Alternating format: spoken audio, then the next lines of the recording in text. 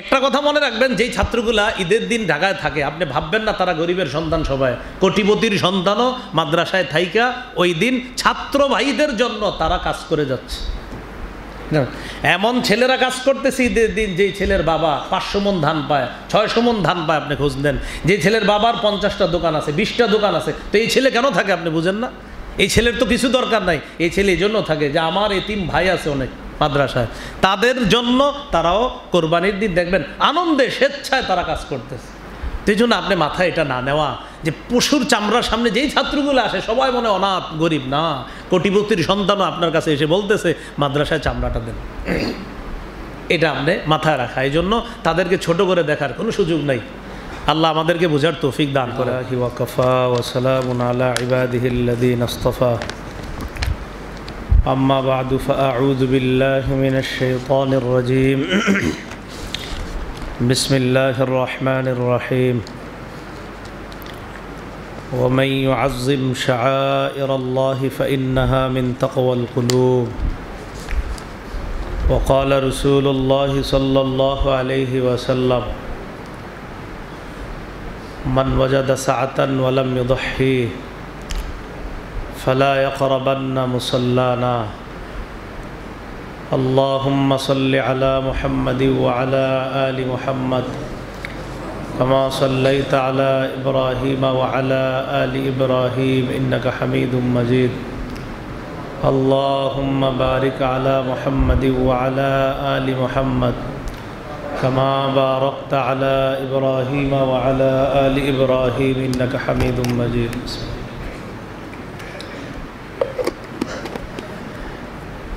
কোরবানির ঈদের একদম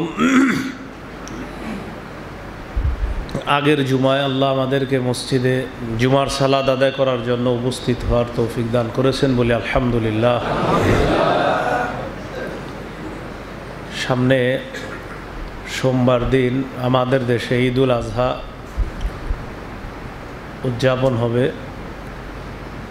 মুসলমানদের দুটি ধর্মীয় উৎসবের একটি হলো ঈদুল আজহা, আল্লাহর নৈকট্য লাভের জন্য পশু কোরবানি করা। কোরবান মানি হলো নৈকট্য অর্জন করা, কুরবত হাসিল করা, আল্লাহর কাছাকাছি পৌঁছে যাওয়া। কোরআনেও আছে কোরবান শব্দটা, ফালাউলা নাসরাহুমুল্লাযীনা ইত্তাখাযু মিন দুনিল্লাহি কুরবানান আলিহা।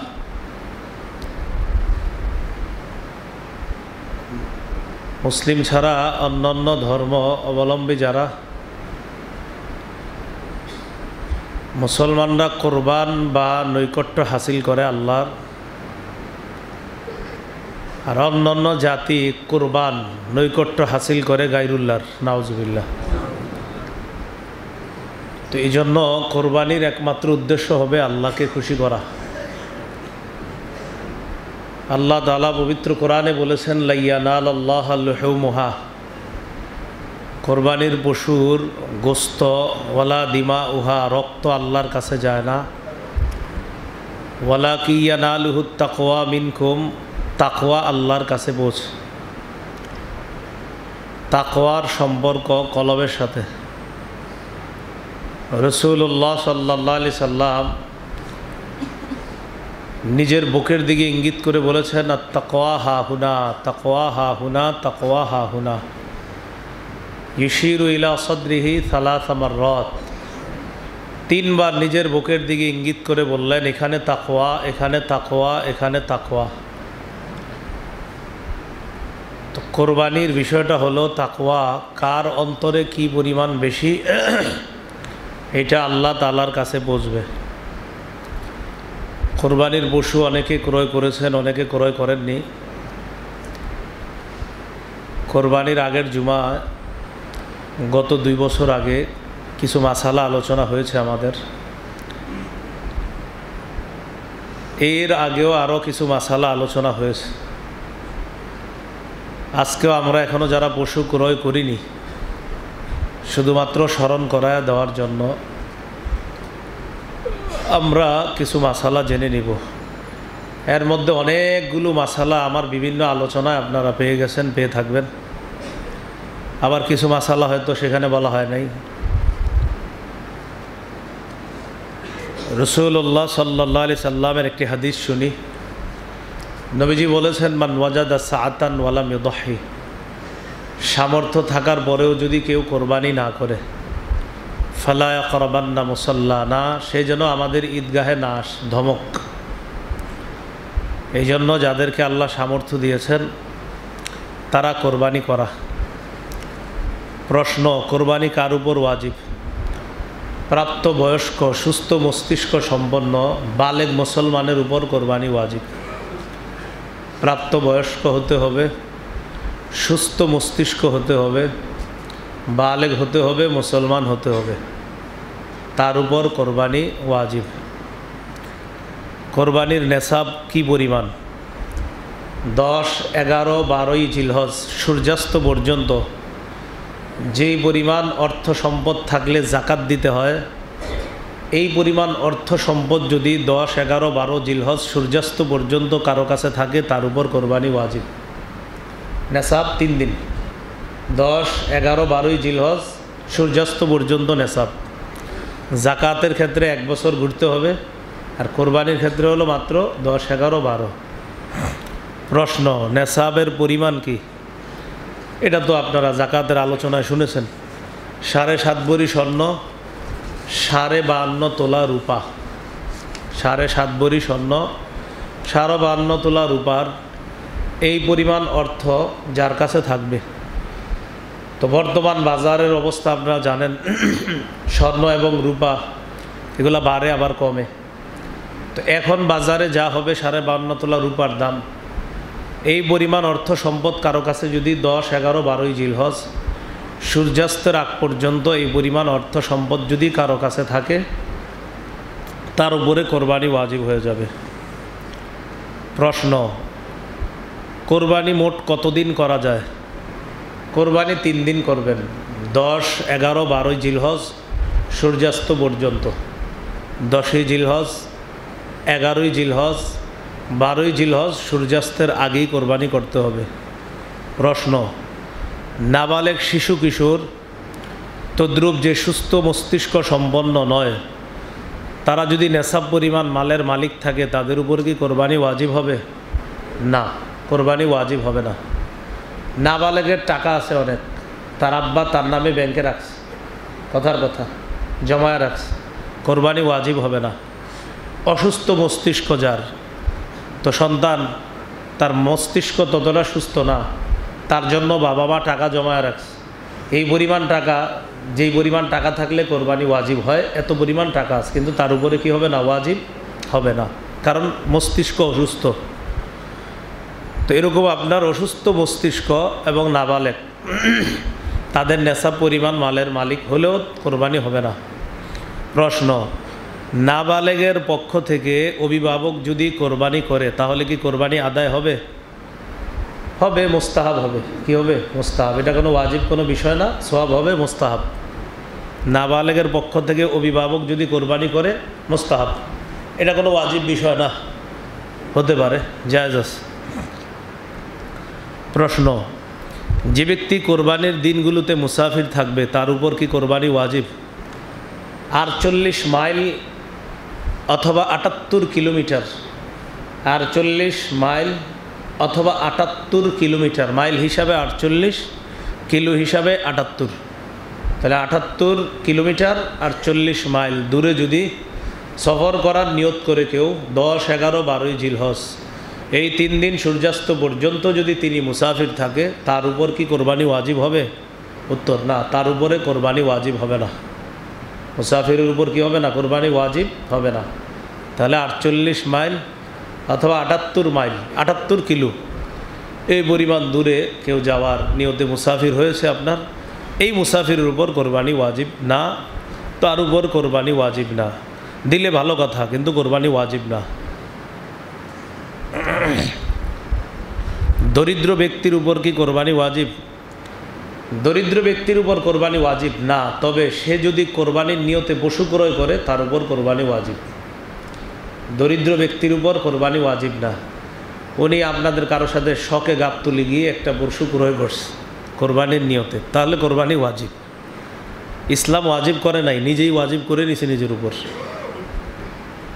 প্রশ্ন, কেউ যদি কোরবানির দিনগুলোতে ওয়াজিব কোরবানি দিতে না পারে তাহলে এক্ষেত্রে কি করণীয়? সুন্দর মাসালা, মন দিয়ে শুনি আমরা।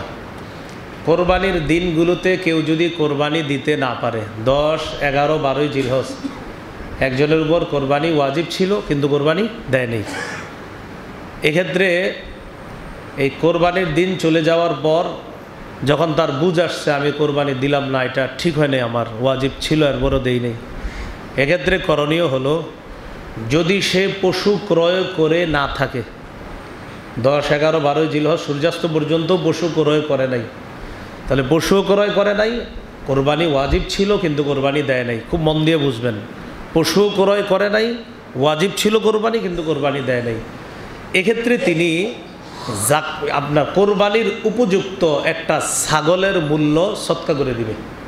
কোরবানির উপযুক্ত একটা ছাগলের মূল্য সৎকা করে দিবে। আর যদি পশু ক্রয় করছে, ক্রয় করার পরেও 10, 11, 12 জিলহজ পশু কোরবানি করে নাই, এগুলা সাধারণত হয় কেউ যদি মারা যায়, মারা গেলে কি করে ওই আত্মীয় স্বজন টেনশনে পেরেশানিতে কোন দিক দিয়ে 10, 11, 12 জিলহজ চলে যায়, অনেক সময় তাদের এটা খেয়াল থাকে না, পরে মনে পড়ে যে আমরা যে কোরবানি করলাম না, এখন কি করণীয়? এখন করণীয় হলো ওই পশুটাই সৎকা করে দিতে হবে। তাহলে এক্ষেত্রে দুইটা, একটা হলো পশু কিনেন নাই, কোরবানিও দেন নাই, এক্ষেত্রে কোরবানির উপযুক্ত একটা ছাগল পরিমাণ মূল্য সৎকা করতে হবে। আরেকটা হলো পশু ক্রয় করেছেন কিন্তু কোরবানি দেন নাই, এক্ষেত্রে ওই পশুটাই সৎকা করে দিতে হবে। এটা ওট হোক, গরু হোক, ছাগল হোক, যেটাই কিনছেন, মহিষ হোক, এটা সৎকা করে দিতে হবে। প্রশ্ন, প্রথম দিন কখন থেকে কোরবানি করা যাবে বা উত্তম? প্রথম দিন 10 জিলহজ, ঈদের নামাজের পর। এখানে শহর উপশহরের একটা মাসালা থাকে, তো আমাদের বাংলাদেশে এখন উপশহর আছে কিনা আমার জানা নেই, সব এখন মাশাল্লাহ শহর, বাংলাদেশের সবই শহর, এখন উপশহর আর নাই, সব জায়গায় জুমার নামাজ হয়, ঈদের নামাজ হয়।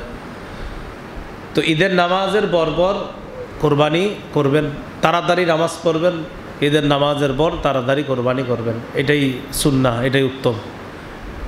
তো এই মসজিদেও ইনশাল্লাহ জামাত হবে, ঈদের জামাত হবে, আমরা এখানেও আসবো, আশেপাশে অনেক মসজিদে হবে ইনশাল্লাহ। প্রশ্ন, রাতে কোরবানি করা, আমাদের এখানে ঈদের জামাত হবে সকাল 7:30, সকাল 7:30 ঈদের জামাত হবে ইনশাল্লাহ। আপনারা আগে চলে আসবেন, আগে আসবেন, আগে সুন্নত পালন করবেন, আগে কোরবানির পশু জবাই করবেন, এটা উত্তম। এখানে 7:30 ঈদের জামাত। আচ্ছা, প্রশ্ন, রাতে কোরবানি করা যাবে কিনা? 10 জিলহজ রাতে কোরবানি করা জায়েজ আছে, তবে এটা উত্তম না। 11 জিলহজ রাতে কোরবানি করা জায়েজ আছে, তবে উত্তম না। বুঝে থাকলে বলেন তো, 12 জিলহজ কি রাতে করা যাবে?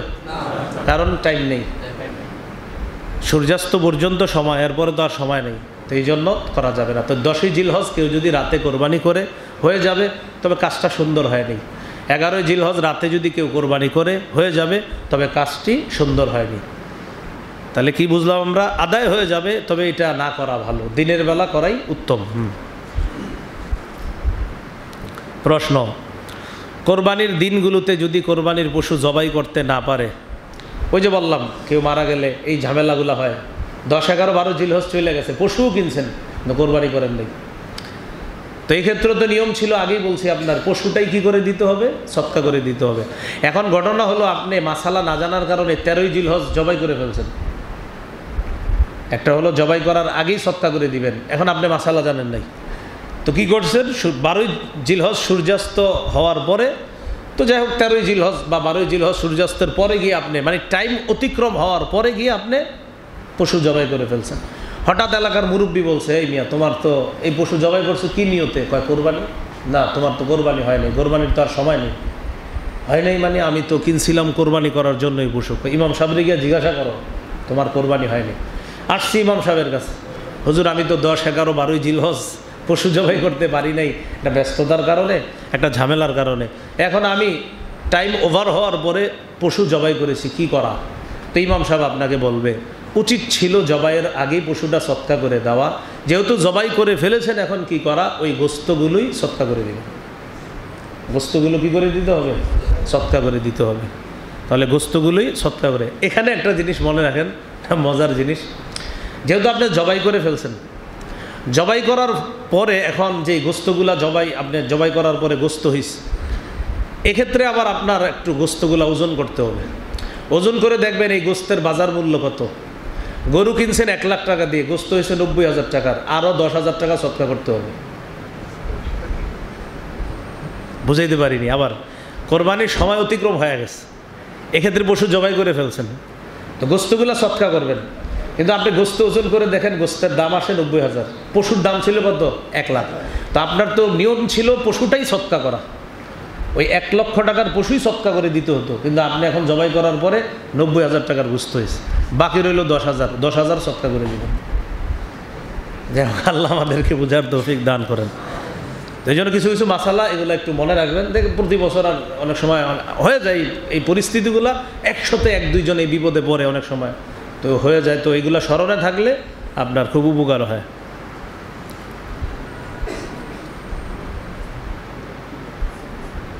প্রশ্ন, কোন কোন পশু দ্বারা কোরবানি করা যাবে? ওট, গরু, মহিষ, ছাগল, ভেড়া, দুম্বা, এগুলা দ্বারা আপনার কোরবানি করা যাবে, জায়েজ আছে। পুরুষ পশু, নারী পশু, মানে নর নারী, নর মাদা যেটাকে বলে, এই পশু দ্বারা যেই পশু পুরুষ কোরবানি করা যায় ওটার নারীও কোরবানি করা যায়, বাস সোজা হিসাব। যেই পশুর পুরুষকে কোরবানি করা যায় ওটার নারীকেও, গরু গাবি, ছাগল ছাগি, বাস কোরবানি করা যাবে, সোজা কথা। যেই পশুকে পুরুষ যেটা ওটাকে কোরবানি করা যায় তো এটার নারীকেও কোরবানি করা যাবে। হ্যাঁ,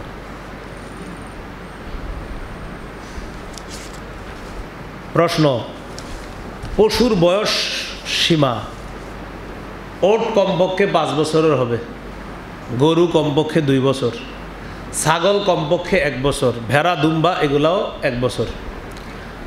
ভেড়া আর দুম্বা যদি 6 মাসের বেশি হয়, 6-7 মাস মনে করেন বয়স, কিন্তু এটারে দেখতে মনে হইতেছে হৃষ্টপুষ্ট 1 বছরের মতো, ভেড়া আর দুম্বা, শুধু ছাগল না, ছাগল 1 বছর হবে, ভেড়া আর দুম্বাও 1 বছর। মাসালা হলো ভেড়া দুম্বাও 1 বছর হতে হবে কম, কিন্তু ভেড়া আর দুম্বা এটারে দেখতে মনে হইতেছে 1 বছরের, কিন্তু বয়স 6 মাস 7 মাস, হৃষ্টপুষ্ট মনে হইতেছে, দেখতে 1 বছরের মনে হয়, এই প্রাণী দিয়েও কোরবানি জায়েজ। এটা কিন্তু শুধু ভেড়া আর দুম্বা, এই 2 ক্ষেত্রে যদি দেখতে মনে হয় 1 বছরের মতো, হৃষ্টপুষ্ট মোটা তাজা, এটা দিয়ে কোরবানি করলে জায়েজ হয়ে যাবে, সমস্যা হবে না। এক পশুতে শরীকের সংখ্যা কত হবে? ছাগল, ভেড়া, দুম্বা ইত্যাদি এগুলা তো একজনই করবে, আপনারা জানেন। ওট, গরু, মহিষ এগুলাতে 2 জন, 3 জন, 4 জন, 5 জন, 6 জন, 7 জন পর্যন্ত শরীক হতে পারবে। 2 জন, 3 জন, 4 জন, 5 জন, 6 জন, 7 জন পর্যন্ত শরীক হতে পারবে, তবে একা দেওয়াই ভালো, যাতে কোনো ঝামেলা না হয়। অনেক সময় সন্দেহ কাজ করে, তো সন্দেহ কাজ করলে ঝামেলা হয়ে যায়। সন্দেহ থেকে বাঁচার জন্য সেরা উপায় হলো একে কোরবানি করা। হালাল টাকা আছে, এটা কি হালাল টাকার কোরবানি এটা আপনি জানেন, নাকি হারাম টাকার এটাও আপনি জানেন, কারণ আপনার কোরবানি আপনি জানেন যে এটা কতটুকু শুদ্ধ হচ্ছে। তো শরীকে জায়েজ আছে, এই জন্য শরীক নির্বাচনে খুব সতর্ক থাকতে হবে, সতর্কতা অবলম্বন করতে হবে। শরীক যিনি হবেন তাকে বোঝানো, ভাই কোনো প্রকার হারাম টাকা হওয়া যাবে না, আমারও যেন হারাম টাকা না হয়, আপনারও যেন হারাম টাকা না হয়, এই বিষয়গুলা শরীককে বোঝানো। রাসূলুল্লাহ সাল্লাল্লাহু আলাইহি সাল্লামের সাহাবী জাবের রাদিয়াল্লাহু তাআলা আনহুর বর্ণনা, তিনি বলেন, নাহাররা মা রাসূলিল্লাহ সাল্লাল্লাহু আলাইহি সাল্লাম বিল হুদাইবিয়া আল বাদানাতা আন সাবআতিন ওয়াল বাকরাতা আন সাবআ। হুদাইবিয়ার যুদ্ধে আমরা রাসূলুল্লাহ সাল্লাল্লাহু আলাইহি সাল্লামের সাথে ছিলাম, সেখানে আমরা পশু কোরবানি করেছি। 7 জনের পক্ষ থেকে ওট জবাই করেছি, 7 জনের পক্ষ থেকে গরু জবাই করেছি। 7 জনের পক্ষ থেকে ওট, আবার 7 জনের পক্ষ থেকে গরু। একদম টন টনে সহি হাদিস, এটা কি সহি হাদিস? টন টনে। মুসলিম শরীফে, মুসলিমের সব হাদিস তো সহি, তো মুসলিমেরও হাদিস এটা, তিরমিজিরও, আর তিরমিজির এই হাদিসের সনদও পুরো একদম টন টনে সহি। টন টনে বুঝছেন নি, একদম কোনো রকমের ঝামেলার সম্ভাবনাই নেই। তারপরেও ঘটনা হলো যে পেঁচ তো লাগাইতে হবে, কোনোভাবে খুঁজা বের করা যায় কিনা, কিন্তু এটা কিন্তু টন টনে সহি হাদিস, এটা মনে রাখবেন যে শরীকে কোরবানির এই হাদিস একদম টন টনে সহি।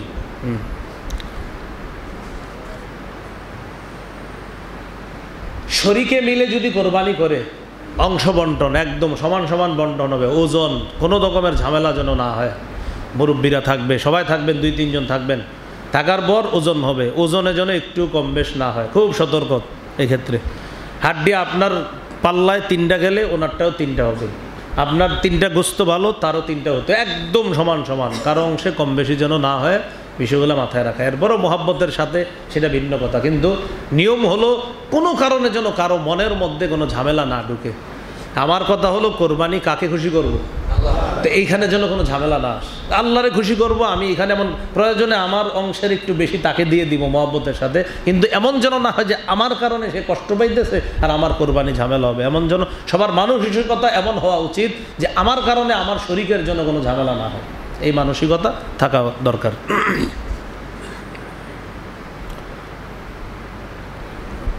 শরীকে যারা কোরবানি দিবে তাদের মধ্যে কোনো একজনের নিয়ত যদি খারাপ হয় সেক্ষেত্রে কী হবে? 6 জন 7 জন 3 জন 4 জনে কোরবানি দিচ্ছে, একজনের নিয়ত যদি গলত হয় সবার কোরবানি বাতিল হয়ে যাবে। একজনের নিয়ত গলত হলে সবার কোরবানি বাতিল। শরীয়ত যেমন আপনাকে ছাড় দিবে, শরীয়ত আবার কিছু নিয়মকানুনও দিবে আপনি।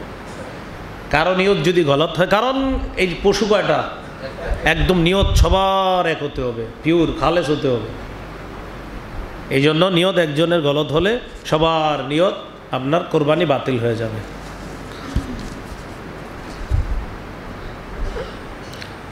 কোরবানির পশু গরু, মহিষ, ওট ইত্যাদি এগুলোতে কি আকিকার শরীক হতে পারবে? হ্যাঁ পারবে। ছাগল, ভেড়া, দুম্বা এগুলো তো হবে না, কারণ এগুলো তো একজনই কোরবানি করবেন, তার কোনো শরীকানা নেই। ওট, গরু, মহিষে আকিকার নিয়তেও যদি কেউ শরীক হয় সেও শরীক হতে পারবে। নুসুক দ্বারা উদ্দেশ্য হলো আপনার কোরবানির পশু, আকিকার পশু, কোনো সমস্যা নাই, শরীক হতে পারবে। শরীকদের মধ্যে কারো অধিকাংশ উপার্জন বা পুরা উপার্জন যদি হারাম হয় তাহলে কোরবানি সহি হবে না। শরীকদের কারো যদি উপার্জন অধিকাংশ হারাম বা বেশির অংশ হারাম, কোরবানি সহি হবে না। এই জন্য শরীকদের যারা হবে বুঝান, শরীক যারা কোরবানি দিবেন 3 জন মিটিং করবেন, আগে বয়ান করবেন, একজনে ভাই আমাদের কারো অংশে যেন কোনো ভাই কোনো হারাম না ঢুকে, এইভাবে কথাবার্তা বলে, যদিও 3 জনে জানেন যে, কারণ সাধারণত শরীক তারাই হয় যারা একজন আরেকজনকে চিনে ভালোভাবে, তার ইনকাম সম্পর্কে আইডিয়া আছে, অভিজ্ঞতা। এরপরেও 3 জন সতর্কতামূলক কথাবার্তা বলে নেওয়া যে এটা আল্লাহর জন্য করব, এখানে আমাদের গোস্ত খাওয়া মাকসাদ এমন না, আল্লাহর জন্য পশু জবাই করব, আল্লাহ যদি মায়া করে খাওয়ায় খাবো, না হয় খাবো না। কিন্তু কারণ আল্লাহ এমনও তো হতে পারে, এমনও করতে পারেন যে পশু জবাই করার পর গোস্ত রান্নার আগে আমি মারা যাব, এরকমও হতে পারে। এই জন্য আমি কোরবানি আল্লাহকে খুশি করার জন্য করব। আল্লাহ দয়া করলে যদি আমাকে খাওয়াবো, আমাকে খাওয়াবে। আর যদি আল্লাহ পাক রব্বুল আলামিন চান যে আমাকে এটা খাওয়াবে না, তাহলে তো আমি সারা জীবন চেষ্টা করলেও খেতে পারবো না। কিন্তু নিয়ত থাকতে হবে আমি এটা আল্লাহকে খুশি করার জন্য কোরবানি করব। সবার এই নিয়তগুলো হতে হবে। তো উপার্জন যেন হারাম না হয় ভাই, এই বিষয়গুলো মাথায় থাকা। এরপরে আপনারা জানেন বেশিরভাগ মানুষেরই লেনদেন এমন জায়গায় হয় যেগুলো হারাম লেনদেন আছে। অনেক মাশাআল্লাহ অনেকে ইনকাম করে হালাল, কিন্তু আপনার লেনদেনগুলো এমন জায়গায় হচ্ছে যে হারামের শরিক আছে সংখ্যা। তো আপনারা একটু কথাবার্তা বলে নেবেন যে আমাদের এই অংশগুলো যেন হারাম টাকা না হয়, এই বিষয়গুলো মাথায় রাখা। প্রশ্ন, গরু, মহিষ বা ওট এগুলা একা একা কোরবানির নিয়ত করছে একজন, গরু একা দিবেন অথবা ওট একা দিবেন অথবা মহিষ একা দিবেন। তো কিনছেন 1.5 লাখ টাকা দিয়ে, তো কেনার পর চিন্তা করলেন 1.5 লাখ টাকা দিয়ে কিনলাম, 1 লাখ টাকা দিয়ে কিনলাম, আরেকজনকে শরিক করি আমি। এক্ষেত্রে ধনী মানুষ যদি তার এই ক্রয়কৃত পশুর মধ্যে অন্য কাউকে শরিক করতে চায় তাহলে শরিক করতে পারবে। তাহলে কি করতে পারবে? শরিক করতে পারবে। আল্লাহ। কোরবানির পশু কেমন হতে হবে? কোরবানির পশু হৃষ্টপুষ্ট হওয়া, এটা উত্তম। দহা রাসূলুল্লাহ সাল্লাল্লাহু আলাইহি সাল্লাম বিকাবশিন আকরানা ফাহিলিন। রাসূলুল্লাহ সাল্লাল্লাহু আলাইহি সাল্লাম দুম্বা কোরবানি করেছেন, শিংওয়ালা হৃষ্টপুষ্ট দুম্বা আল্লাহ রাসূল সাল্লাল্লাহু আলাইহি সাল্লাম কোরবানি করেছেন। এখান থেকে বোঝা যায় এটা হৃষ্টপুষ্ট হওয়া। হৃষ্টপুষ্ট হওয়ার মাকসাদ থাকবে আপনার এমন, আমি বড় গরু কোরবানি করব, ওট কোরবানি করব, কেন? আমি এটা ভালো মানের করব, কারণ আমি রবকে খুশি করব, তাই রবের জন্য সবচেয়ে ভালোটা দিব, এটা নিয়ত হইলে ভালো। আর যদি হয় এমন পাশের বাড়ি ও কিনছে 1.5 লাখ, আমি কিনবো 2 লাখ, এটা গলত, এটা সঠিক নিয়ত না। যে ওরটা 1.5 লাখ, বাচ্চারা এসে বলছে আব্বু ওই অমুকের আব্বা 1.5 লাখ দিয়ে কিনছে, ঠিক আছে টেনশন করো না, আমারটা 2 লাখ হবে, এটা ঠিক না।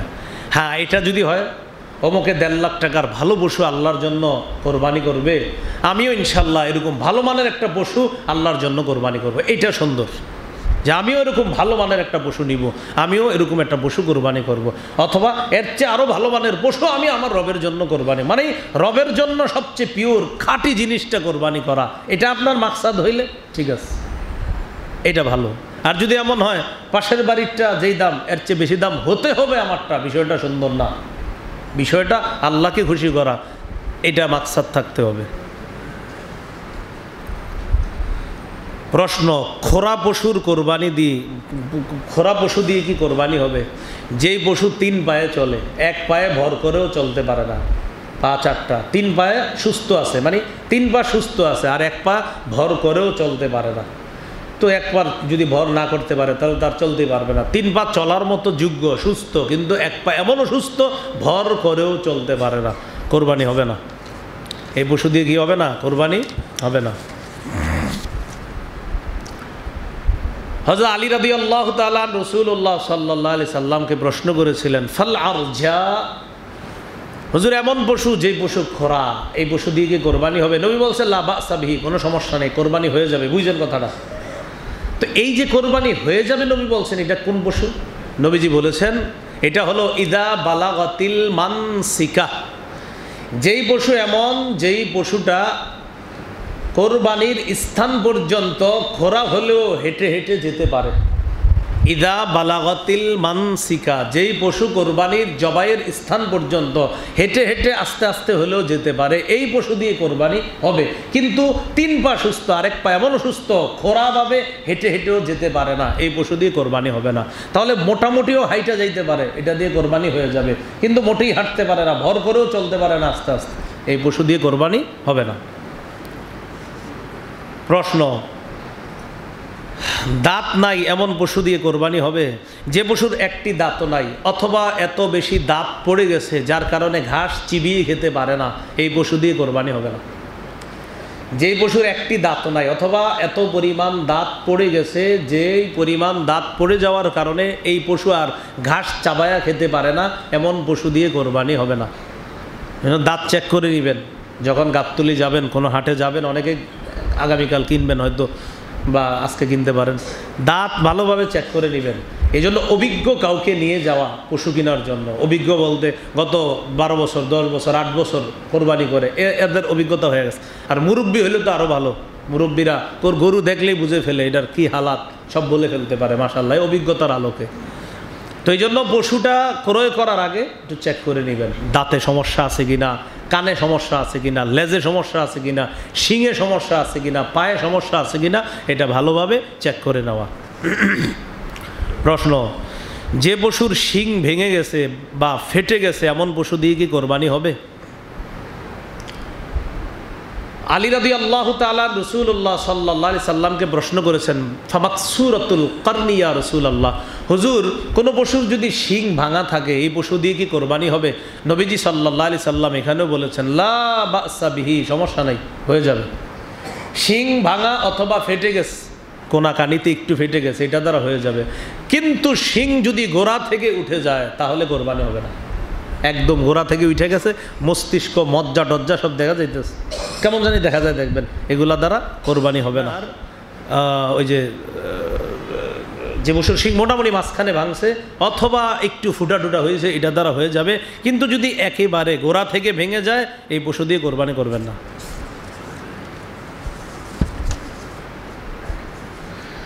কান কাটা লেজ কাটা পশুর কোরবানি একদম সহজে মনে রাখবেন, যে পশুর অর্ধেকের বেশি কান কাটা, অর্ধেকের বেশি লেজ কাটা, অর্ধেকের বেশি কান কাটা পশু দিয়ে কোরবানি হবে না, অর্ধেকের বেশি লেজ কাটা পশু দিয়ে কোরবানি হবে না। এবার বিপরীতটা আপনারাই বলতে পারবেন, অর্ধেকের কম যদি কান কাটা থাকে, অর্ধেকের কম যদি লেজ কাটা থাকে, কোরবানি হয়ে যাবে। তাহলে অর্ধেকের বেশি লেজ কাটা, অর্ধেকের বেশি কান কাটা, কোরবানি হবে না। তো এই বিপরীতটা এইভাবে বলতে পারি আমরা, কান যদি অর্ধেকের বেশি ভালো থাকে, লেজ যদি অর্ধেকের বেশি ভালো থাকে, ওটা দ্বারা কোরবানি হয়ে যাবে। অন্ধ পশুর কোরবানি, যে পশুর দুটি চোখই অন্ধ, কোরবানি হবে না। অথবা এক চোখ এমন অন্ধ মানে কিচ্ছু দেখে না এক চোখে, দুই চোখ অন্ধ কোরবানি হবে না। এক চোখ এমন অন্ধ যে একটু আবসা আবসা ঝাপসা ঝাপসাও দেখে না, একদম কিছুই দেখে না এক চোখ দিয়ে, এই পশু দিয়ে কোরবানি হবে না। দুই চোখ দিয়ে দেখে না, এটা দিয়ে হবে না। এক চোখে কিচ্ছু দেখে না, এটা দিয়ে হবে না। গর্ভবতী পশু দিয়ে কোরবানি হবে কিনা? হ্যাঁ, গর্ভবতী পশু দিয়ে কোরবানি হবে। গর্ভবতী যে পশু, এটা দিয়ে কোরবানি হবে। তবে সন্তান প্রসব আসন্ন যদি হয়, সন্তান প্রসব হয়ে যাবে আর কোরবানির সময় এসে গেছে, এক্ষেত্রে এই পশুটা জবাই করাটা মাকরুহ। এই পশু জবাই করা কি মাকরুহ। জবাই না করে আর একটা পশু কিনে কোরবানি দিয়ে দেন, এটাই উত্তম। কিন্তু এটা দিয়ে যদি করেন হয়ে যাবে, এটা দিয়ে করলে কি হয়ে যাবে, না করাই ভালো, না করা উত্তম। আর একটা পশু দিয়ে কোরবানি করেন। কোরবানির নিয়তে ভালো পশু কিনছেন, কেনার পর যদি এমন দোষ দেখা যায়, যেই দেশগুলোর কারণে কোরবানি হয় না, একটু আগে বলছি আমি, কান কাটা, লেজ কাটা, অন্ধ ইত্যাদি, কোরবানির নিয়তে কিনছেন ভালো পশু, আপনি মাশাল্লাহ সুন্দর, সব ঠিকঠাক, আসার পরে দেখছেন এমন একটা দোষ প্রকাশ পাইছে, যেই দোষের কারণে কোরবানি হয় না, বাস কোরবানি হবে না। আনার পরে আপনি হঠাৎ মানে সব চেক করছেন, হয়তো কোনো কারণে কোনো একটা অংশ চেক করেন নাই সুন্দরভাবে, তো আনার পরে ওলামায়ে কেরামের বা কেউ দেখছে, মুরব্বী দেখে কয় মিয়া লেজ চেক করে আনো নাই? হ্যাঁ, লেজ তো চেক করে আনছে, তো লেজের বেশিরভাগ অংশই তো খারাপ, খেয়াল করো নাই? ওহো, এটা তো খেয়াল করি নেই। তো লেজের বেশিরভাগ অংশ খারাপ থাকলে তো কোরবানি হবে না, একটু আগে আমরা জানলাম। বেশিরভাগ অংশ লেজ কাটা, বেশিরভাগ অংশ কান কাটা, এটা হলে কোরবানি হয় না। তো এই জন্য কোরবানির পশু কিনতে গেলে আবেগী না হয়ে দেখে শুনে পশুটা কিনবেন। বাচ্চাদেরকে না নেওয়াই ভালো, এরা নেওয়ার পরে বলবে এটাই কিনো, বলবে এটাই কিনতে হবে, তা আপনার মুশকিলে পড়ে যাবেন আপনি। এই জন্য বাচ্চাদেরকে না নিয়ে মুরব্বী অভিজ্ঞ কাউকে নিয়ে যাবেন, এটা ভালো, এটা উত্তম। হ্যাঁ, আচ্ছা, বন্ধা পশু দিয়ে কোরবানি হবে কি না? বন্ধা, হ্যাঁ, বন্ধা পশু দিয়ে কোরবানি হয়ে যাবে। বন্ধা পশু ওই যেই পশুগুলা, ওট, গরু, মহিষ, ছাগল, ভেড়া, দুম্বা, তো এই জাতীয় পশু যেগুলা দিয়ে কোরবানি হয়, এই জাতীয় পশুর মধ্যে যদি কোনো বন্ধা পশু থাকে, ওই পশু দিয়েও কোরবানি হয়ে যাবে। হ্যাঁ, আসতেছে সব আসবে তো। হ্যাঁ, যদি বিক্রি ওটা দিয়ে হয়ে যাবে। হ্যাঁ, যদি এই জন্য আপনি অগ্রিম না করাই ভালো ছিল, সবগুলো শুনলে দেখতে না ইসা পড়তো। আচ্ছা, যেহেতু বলছেন এটা আর বলবো না। হ্যাঁ, যদি বিক্রেতা কোরবানির পশুর বয়স পূর্ণ হওয়ার আগে, বিক্রেতা কোরবানির পশুর বয়স পূর্ণ হয়েছে বলে স্বীকার করেছে, এমন পশু দ্বারা কোরবানি হবে কিনা? যেমন গরু 2 বছর হতে হবে, তো 2 বছরের পশু যেটা আপনার বিক্রেতা বলছে ভাই আমার 14 গোষ্ঠীর কসম, এটা 2 বছর, এটা 25 মাস, এটা 24 মাস, 24.5 মাস হয়ে গেছে, এরকম আপনারা বলবে। আরও অনেক কিছু বলতে পারে, কোরআনের, মসজিদের কসম, আল্লাহর, আমার দাদা বইরা গেছে এত বছর আগে, এই দাদা, মরা দাদার, যদি এই জাতীয় কসম না, মনে রাখেন, এই মরা বাপের মরা মার, এটা কিন্তু কসম না, হুদেই, এটা বলবে না এটি কি কসম, তুমি যে কও এটা তো কসমই না। কসম আল্লাহর নামে হয়, কার নামে? হ্যাঁ, মানুষ কসম করে, আমার মরা মার কসম, মরা বাপের কসম, 14 গোষ্ঠীর কসম, কিন্তু কসমই হয় না। তো এরকম বলবে আপনারে এটা 2 বছর হয়ে গেছে। এই জন্য বললাম না, অভিজ্ঞ মুরব্বীর ওনারা দেখলেই বুঝবে গরু 2 বছর হয়েছে কিনা। অনেক সময় আপনার কাছে মনে হবে গরুটা মনে হয় 2 বছর, কিন্তু আসলে 2 বছর না। সাবধান ভাই, 2 বছরে হতে হবে গরু কমপক্ষে। তো বিক্রেতা যদি বলে আসলেই 2 বছর, এটা আনার পরে আপনি জবাই করছেন, পরে জানলেন যে এটার বয়স 2 বছর না, এক্ষেত্রে আপনার গুনাহ হবে না। বিক্রেতার কথা অনুযায়ী আপনি 2 বছর হয়েছে, বাস আপনার কোরবানি আদায় হয়ে যাবে। কিন্তু যেহেতু ও বলছে, আর আপনিও পুরা অনুসন্ধান করে জানছেন, হ্যাঁ ওর কথা সত্য, সঠিক বলছে, তো এক্ষেত্রে আপনার কি করবেন? আর আপনার কোরবানি হয়ে যাবে। এক্ষেত্রে ঝামেলা হলে ওর হবে, ওর গুনাহ হবে, যিনি আপনার এই ধোকাটা দিচ্ছে। এই জন্য পশু কেনার আগে আপনি চেষ্টা করবেন যেন এই ধোকা না খান। বিক্রেতার কথা সত্য বলে আপনি মেনে নিয়েছেন, আর আমরা তো এছাড়া উপায়ও নাই, গাবতলি কত মানুষ পশু কিনবে, তো এখানে বিক্রেতার কথা ছাড়া আর কার কথা বিশ্বাস করবে? উনি তো বলবে সত্যি কথাটা। তো এক্ষেত্রে আপনি আনছেন, আনার পর কোরবানির পশু জবাই করছেন, তো এখন আপনার এটা নিয়ে জন্য সন্দেহ কাজ না করে, কারণ আপনি তো আল্লাহর উপর ভরসা করে গেছেন, আর বিক্রেতার কথাও বিশ্বাস করছেন, মুসলমান, তো এই মনে করে আপনি কোরবানি করছেন, কোরবানি হয়ে যাবে। কোরবানির পশু জবাই করবে কে? নিজের পশু নিজে জবাই করা উত্তম। আপনার পশু আপনি জবাই করা উত্তম। জবাইয়ের ক্ষেত্রে একাধিক ব্যক্তি শরিক থাকলে দোয়া পড়বে কয়জন? দোয়া দুজন পড়বে। প্রথমে যিনি শরিক মানে শুরু করবে উনিও দোয়া পড়বে, আরেকজন যদি শরিক হয় উনিও দোয়া পড়বে। ইন্নী ওয়াজ্জাহতু ওয়াজহিয়া লিল্লাযী ফাতারাস সামাওয়াতি ওয়াল আরদা হানিফাও ওয়া মা আনা মিনাল মুশরিকিন ইন্না সলাতি ওয়া নুসুকি ওয়া মাহইয়ায়া ওয়া মামাতি লিল্লাহি রাব্বিল আলামিন লা শারীকা লাহু ওয়া বিযালিকা উমিরতু ওয়া আনা মিনাল মুসলিমিন। দোয়াটা মিনাল মুসলিমিন, এটা পড়ার পর বিসমিল্লাহি আল্লাহু আকবার আল্লাহুম্মা মিনকা ওয়ালাকা, আরও দোয়া আছে এইভাবে বলতে হবে আল্লাহুম্মা তাকাব্বাল লাহু মিন্নি কামা তাকাব্বালতা মিন হাবিবিকা মুহাম্মদ ওয়া খলিলিকা ইব্রাহিম আলাইহিমাস সালাতু ওয়াস সালাম। আপনারা এতগুলো কোয়া লাগবে না, বিসমিল্লাহটা করতে পারবেন তো? বিসমিল্লাহ আল্লাহু আকবার। আর বাংলাটা খালি বলবেন আল্লাহ আমার পক্ষ থেকে কবুল করেন, অমুকের পক্ষ থেকে কবুল করেন। ওই 2-3 জন যারা থাকবে বিসমিল্লাহ আল্লাহু আকবার, এটা বলার আগে আপনি একটু খালি এরকম বলেন আল্লাহ আব্দুর রহমানের পক্ষ থেকে আপনার জন্য এই পশুটা কোরবানি করতেছি, আল্লাহ আপনি তার পক্ষ থেকে, তার মায়ের পক্ষ থেকে, তার বাবার পক্ষ থেকে আপনি এটা কবুল করে নেন, বিসমিল্লাহ আল্লাহু আকবার, বাস শেষ। তো একাধিক ব্যক্তি শরিক থাকলে একাধিক ব্যক্তি আপনার বিসমিল্লাহ পড়তে হবে। রাসূলুল্লাহ সাল্লাল্লাহু আলাইহি ওয়াসাল্লাম আপনার কোরবানির পশু নিজেই জবাই করেছেন এবং পশু জবাই করার সময় রাসূল সাল্লাল্লাহু আলাইহি ওয়াসাল্লাম এই দোয়া পড়েছিলেন। তখন নবী বলেছিলেন তাকাব্বালহু মিন্নি, আল্লাহ আমার পক্ষ থেকে এই পশুটা আপনি কবুল করে নেন। কোরবানির পশু থেকে জবাইয়ের আগে উপকৃত হওয়া যাবে কিনা দেশ গ্রামে, এটা জরুরি বিষয়। হাল চাষ করা যাবে না, কোরবানির পশু দিয়ে হাল চাষ করা যাবে না। কেউ যদি করে ফেলে তো বলে দিবেন যে পরিমাণ হাল চাষ করছেন এই পরিমাণ হাল চাষ করলে অন্যের গরু আইনা কত টাকা দেন, যে পরিমাণ টাকা দেওয়া দরকার এই পরিমাণ টাকা সৎকা করে দিবেন। যে পরিমাণ হাল চাষ করছেন এই পরিমাণ টাকা সৎকা করে দিবেন। কোরবানির পশু যদি দুধের পশু হয় এই পশুর দুধ আপনি পান করতে পারবেন না। এক্ষেত্রে যদি দেখেন যে পশুর দুধ দহন না করলে পশুর কষ্ট হবে, সেক্ষেত্রে দহন করা যাবে।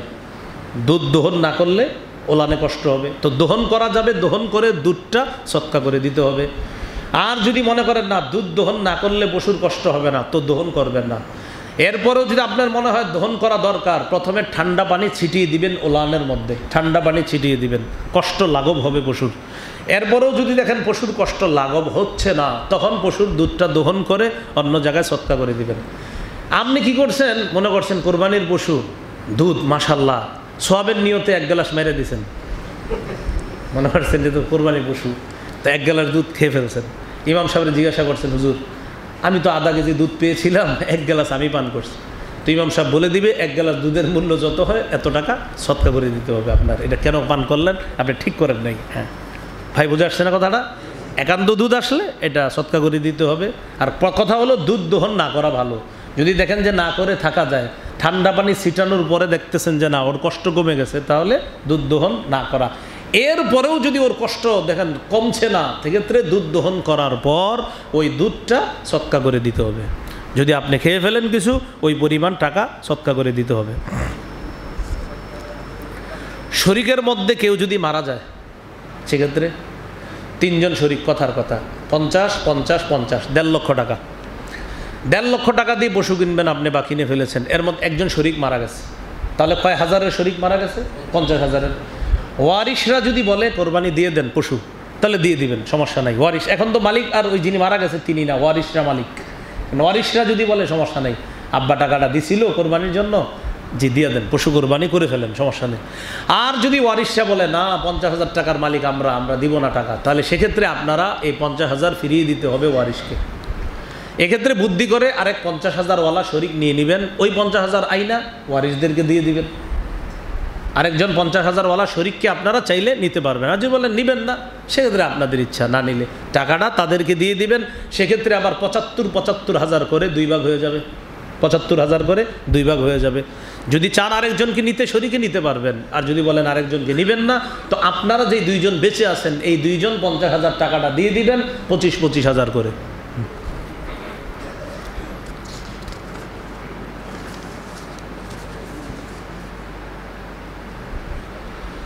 আল্লাহ। কোরবানির পশু জবাই করছেন, করার পরে বাচ্চা আসছে। তো এই বাচ্চাটা সৎকা করে দেওয়া উত্তম, কিন্তু জবাই করে দিলে জায়েজ আছে। তিরমিজির এক বর্ণনা আসছে, ওইটাও জবাই করে দাও। তিরমিজির 1502 নম্বর হাদিসে আছে যে ইদা ওয়ালাদা, যদি এই পশু জন্ম দেয় ওইটাকেও জবাই করে দাও।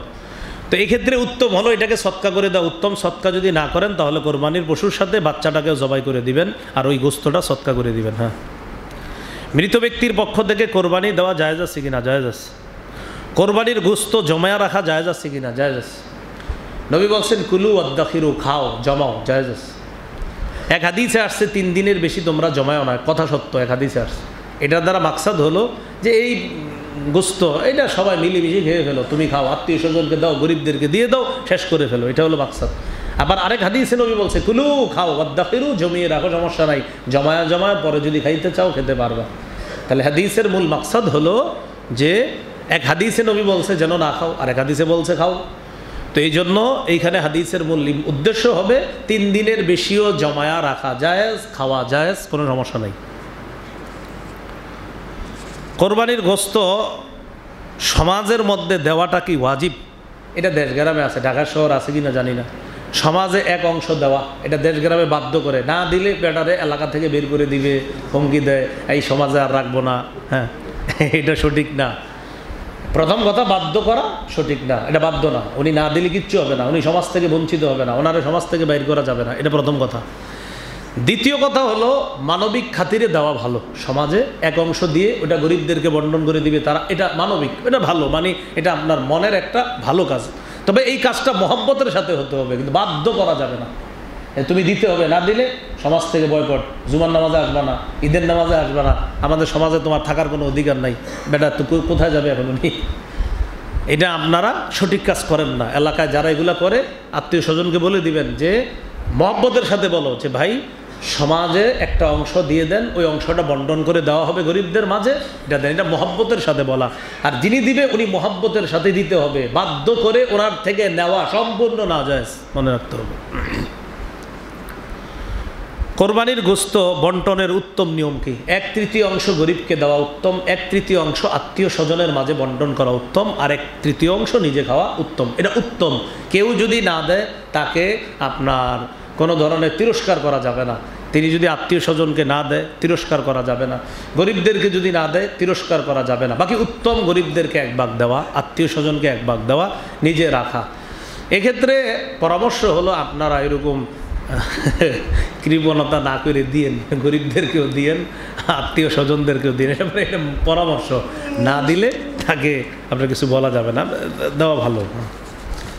চর্বি বিক্রি করা, অনেকে মনে করে গোস্ত বিক্রি করা যাবে না, চর্বি তো যা বিক্রি করা যাবে। চর্বিও বিক্রি করা যাবে না, গোস্তও বিক্রি করা যাবে না। চর্বিও না, গোস্তও না, বটও না, কিচ্ছু না, এগুলা বিক্রি করা যাবে না। কোরবানির গোস্ত যাকে দিবেন তিনি বিক্রি করতে পারবে কিনা? গরিবরে আপনি দিচ্ছেন 5 কেজি গোস্ত, উনি নিয়ে বিক্রি করবে না খাবে, এটা ওনার ব্যাপার, কিন্তু আপনি বিক্রি করবেন না।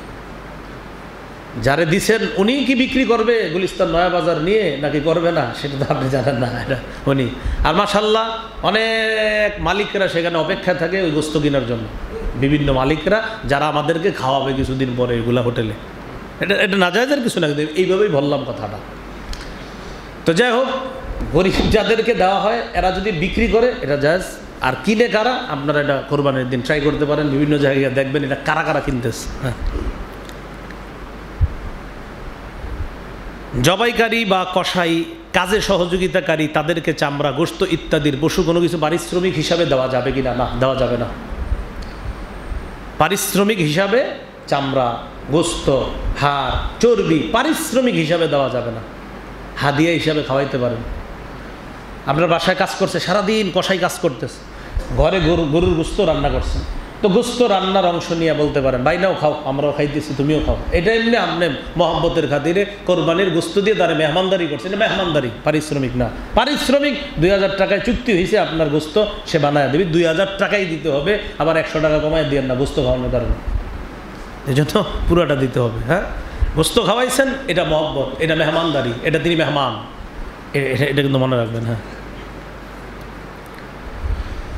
ঘরের কাজ করে যারা আপনার ওই যে বুয়া বা মেয়ে থাকে, ছেলে থাকে, তাদেরকে পারিশ্রমিক হিসাবে দেওয়া যাবে না। তার বেতন যা সেটাই দিবেন। তার বাড়িতে যদি গোস্ত দিতে হয় আপনি এটা হাদিয়া হিসাবে দিবেন, কিন্তু পারিশ্রমিক হিসাবে কোনোভাবেই দেওয়া যাবে না। কোরবানির পশুর অস্ত্র যেটা দিয়ে জবাই করবে এটা ধারালো হওয়া উত্তম। রাসূল সাল্লাল্লাহু আলাইহি সাল্লাম বলেছেন, ওয়ালিহিদ্দা আহাদুকুম শুফরাতা, তোমাদের প্রত্যেকে যেন ধার করে নেয় পশুটাকে জবাই করার আগে অস্ত্রটাকে যেন ধারালো করে নেয়। কেন? পশু যেন কষ্ট না হয়, তাড়াতাড়ি জবাই করবা, যেন ওই পশুটা খুব দ্রুত তার প্রাণ যায়, যার জন্য কষ্ট না হয়। পশু বানানো শুরু করবে কখন? বানানা ওই যে খাল টাল কাটা শুরু করে কখন? নিস্তেজ হবে পশু, এরপর খাল ইত্যাদি কাটা শুরু করবে। নিস্তেজ হওয়ার আগে করা মাকরুহ, নিস্তেজ হওয়ার আগে কাটাকাটি শুরু করা মাকরুহ। দেখবেন এটা এখনও প্রাণ নিস্তেজ হয় নাই, এর আগেই শুরু করে দিচ্ছে, এটা করেন না। আমার কথা হলো কোরবানি আল্লাহর জন্য করবেন, কেন একটা মাকরুহ কাজও করবেন? কোরবানি কার জন্য? তা আমরা নিয়ত করে ফেলবো আমি আমার রবের জন্য এই পশু কোরবানি করবো, আমি এখানে কোনো মাকরুহ কাজও হতে দিব না। এই জন্য দাঁড়ায় থাকবেন সামনে, কসাই আপনার ছুরি টুরি নিয়ে, কারণ ওনার তো আরেক জায়গায় আছে, যাইতে হবে। আপনি বলবেন ভাই তুমি আমার সাথে এইভাবে চুক্তিবদ্ধ হোক, প্রাণী নিস্তেজ হবে এরপর কাজ শুরু করবা, হইলে আসো, প্রয়োজনে 200-300 বেশি নাও, আমার এই কোরবানির গরুর অংশে কোনো রকম মাকরু কাজ করবা না, এটা না, আমি রবের জন্য কোরবানি করতেছি, এখানে কোনো মাকরু কাজ আমি হতে দিব না। ঠিক আছে না ইনশাল্লাহ? তাহলে নিস্তেজ হবে এরপর কাজ শুরু করবে, এটা বলে দিবেন, এইভাবে চুক্তি করবেন। অন্য পশুর সামনে নিজের পশু কোরবানি করা মানে 2-3টা পশু, অন্য পশুর সামনে আরেক পশু কোরবানি না করা ভালো। এক পশুর সামনে আরেক পশুকে জবাই না করা ভালো, এক পশুর সামনে আরেক পশুকে জবাই না করা ভালো। করলে সমস্যা নাই, না করা ভালো, না করা উত্তম। বিধর্মীকে গোস্ত দেওয়া যাবে কিনা? ইসলামের সৌন্দর্যতা দেখেন, হিন্দু, অমুসলিম, বৌদ্ধ, খ্রিস্টান তাদেরকেও কোরবানির গোস্ত দেওয়া যাবে। হ্যাঁ, দেওয়া যাবে। বিধর্মী যারা তাদেরকে দেওয়া যাবে, এটা ইসলামের সৌন্দর্যতা। হ্যাঁ, যদিও এরা খাবে না, অনেকেই গরুর গোস্ত কি খাবে? খাবে না, খায়? আচ্ছা আচ্ছা, খাইলে তো ভালো, ঠিক আছে, যদি খায় যারা জানেন খায়। খাসি কি জীব না? গরু জীব, খাসি আজীব। গরু কি জীব আর খাসি আজীব? মানে জীব হত্যা মহাপাপ, আজীব হত্যা জায়েজ। গরু খাসি কি জীব না? তো দুইটাই তো জীব। মুরগি কি জীব না? তো সবই তো জীব। হাঁস জীব না? মাঝে মাঝে আমার মানে চিন্তা করি, জীব হত্যা মহাপাপ, মানে জীব হত্যা, হারে মুসলমান কি করে? তো খাসি কি, মুরগি আজীব, সবই তো জীব। আর আল্লাহর কোরআন অনুযায়ী তো বোঝা যায়, ওয়া ইন মিন শাইইন ইল্লা ইউসাব্বিহু বিহামদিহি, যা কিছু আছে পৃথিবীর সবাই আল্লাহর তাসবিহ পাঠ করে।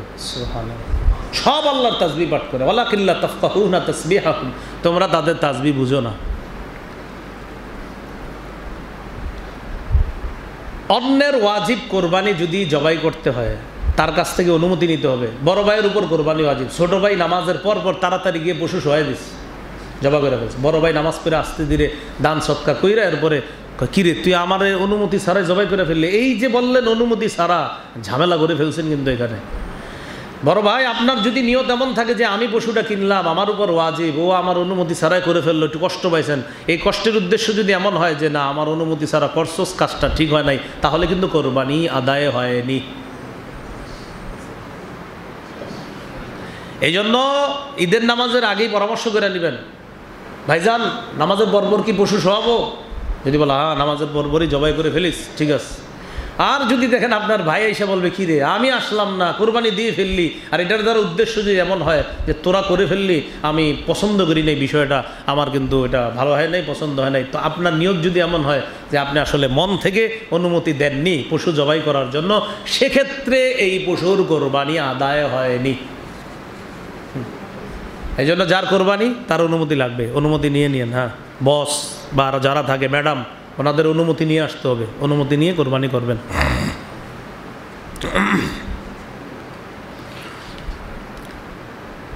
প্রশ্ন, কোরবানির পশু চুরিয়ে গেলে বা হারিয়ে গেলে কি করা? পশু হারায় গেছে, হারায় যাওয়ার পরে আরেকটা পশু কিনবেন। আর গরিব মানুষ যদি কোরবানির নিয়তে পশু কিনে, কেনার পর এটা হারায় গেলে আর কিনতে হবে না। ধনী মানুষ যদি কোরবানির নিয়তে পশু কিনে তাহলে তার আরেকটা কিনতে হবে হারায় গেলে। গরিব মানুষ যদি কোরবানির নিয়তে পশু কিনে সেক্ষেত্রে হারায় যাওয়ার পর তার আর কিনতে হবে না। এখন বুঝেন, গরিব মানুষও কি করছে জানেন? হারায় যাওয়ার পর আরেকটা কিনছে। গরিব মানুষ যিনি হারায় গেছে, হারায় যাওয়ার পর আরেকটা কিনছে। ধনী মানুষ উনিও আরেকটা কিনছে, কেনার পর হারিয়ে যাওয়া পশুটা আবার ফিরে আসছে। ধনীরটাও ফিরে আসছে, গরিবেরটাও ফিরে আসছে। তাহলে পশু প্রত্যেকের কটা করে? দুইটা। এক্ষেত্রে ধনী যিনি তিনি দুইটার যে কোনো একটা কোরবানি করলে হয়ে যাবে, গরিব দোনোটাই কোরবানি করতে হবে। তোমার কে বলছে নিজের উপর আবশ্যক করতে? প্রথমটাও নিজের উপর আবশ্যক ছিল না, করে নিছে। দ্বিতীয়টাও নিজের উপর আবশ্যক ছিল না, করে নিছে। এই জন্য দুইটাই তার কোরবানি করা ওয়াজিব। ধনী দুইটার একটা কোরবানি করলে আদায় হয়ে যাবে। হ্যাঁ, বিষয়গুলো মাথায় রাখা। এই জন্য এটা ইসলাম। ইসলাম আপনার উপর চাপায়া দেয় না, কিন্তু ওয়াজিব করে নিছেন, এখানে ইসলাম ছাড় দিবে না আপনাকে, ইসলাম ছাড় দিবে না। এই জন্য আপনাদেরকে প্রায় সময় বলি, মাযহাব মানার সৌন্দর্যতা আপনি মাসালা না বললে বুঝে আসবে না। হ্যাঁ, এই যে মাসালাটা আমারে দেখি বের করে দেন তো, শুধু কোরআন হাদিস আপনি বলেন না, এটা থেকে একটু বের করে, ইমামদেরকে ছাড়া এই মাসালা বের করে দেন। মাযহাবের ইমাম ছাড়া এই মাসালা পারলে কেউ বের করে দেখান। এজন্য আমি মাযহাব মানি কেন জানেন? কারণ আমি তো পড়াশোনা করে দিই না, আমি তো এখনো ঘোড়ার ডিমও পারি না, এই জন্য মাযহাব মানি। আর যারা মানে না, কেন মানে না জানেন? তো অনেক বেশি পারে, এই জন্য মানে না। এই যে গত 7 দিন ধরে পড়াশোনা করছে, হঠাৎ করে আমি আর মাযহাব মানবো না। আমি হ্যাঁ মাশাআল্লাহ ভালো, আপনার 7 দিনে হয়তো কোরআন সুন্নাহ এত ব্যাপক পরিমাণ আল্লাহ জ্ঞান দিয়ে দিছে, এখন আর মাযহাব মানা দরকার নেই। তা আপনি মানেন কেন? আমি 20 বছর পড়াশোনা করার পরেও বুঝতেছি যে আমি তো পড়াশোনা এখনো পারি না, এজন্য আমি মানি। জি, আল্লাহ বুঝার তৌফিক দান করেন। হ্যাঁ, এখনো মনে মনে অনেক আপনি কইলই বনি, আমরা ঠিকই বুঝি। হ্যাঁ, হাজিদের উপর কোরবানি এটা মাসালা। হাজি সাহেব যারা হজে আছে, ওনারা মনে করে হজে যেই পশুটা জবাই করে এটা মনে কোরবানি মনে করে আর কি, যে হয়ে গেছে। ওটা দমে শুকর বলেন। এটা কি দমে? ওইটা হলো দমে শুকর। আর দমে শুকর বলে ওটাকে। হাজি সাহেব যদি হজে যাওয়ার পর মুসাফির হয়, তাহলে তার উপর কোরবানি ওয়াজিব না। হাজি সাহেব যদি হজে যাওয়ার পর মুসাফির না হয়, সেক্ষেত্রে দমে শুকুর যেটা, সেটা তো করলই। আর মুসাফির না হয়ে থাকলে ওনার উপর কোরবানি ওয়াজিব। সেটা সৌদি আরবে চাইলে দিতে পারে, সেটা বাংলাদেশেও চাইলে দিতে পারে। হাজি সাহেব যদি মুসাফির না হয়, জন্য মুআল্লিম যারা আপনার আত্মীয় স্বজন হাজি মুআল্লিমের সাথে আছে সৌদি, বলবেন মুআল্লিমকে জিজ্ঞাসা করো তুমি কি মুসাফির না মুসাফির না। এটা মুআল্লিম ভালো বলতে পারবে কিভাবে রাখে সেখানে নিয়ে।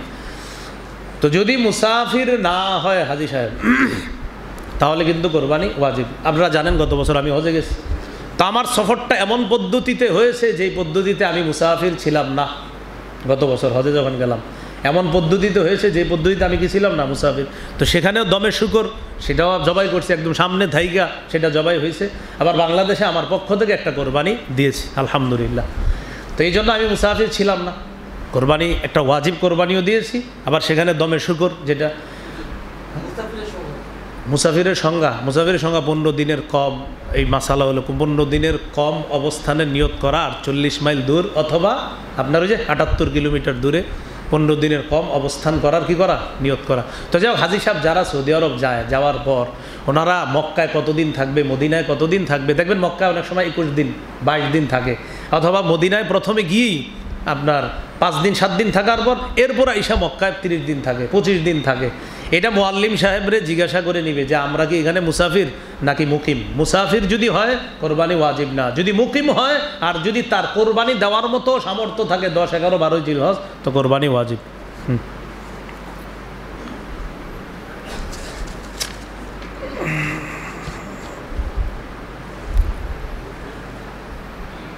কোরবানির পশুর গোস্ত খাওয়া।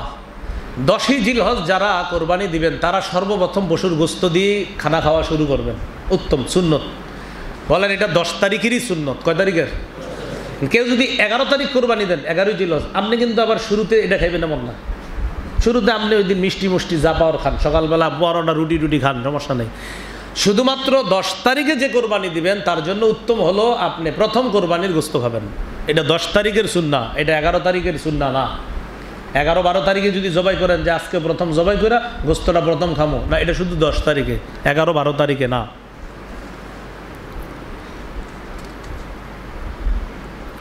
বিদেশে অবস্থানরত ব্যক্তির জন্য কোথায় কোরবানি করবে ইচ্ছা, উনি ওই দেশেও করতে পারে, নিজ দেশেও করতে পারে।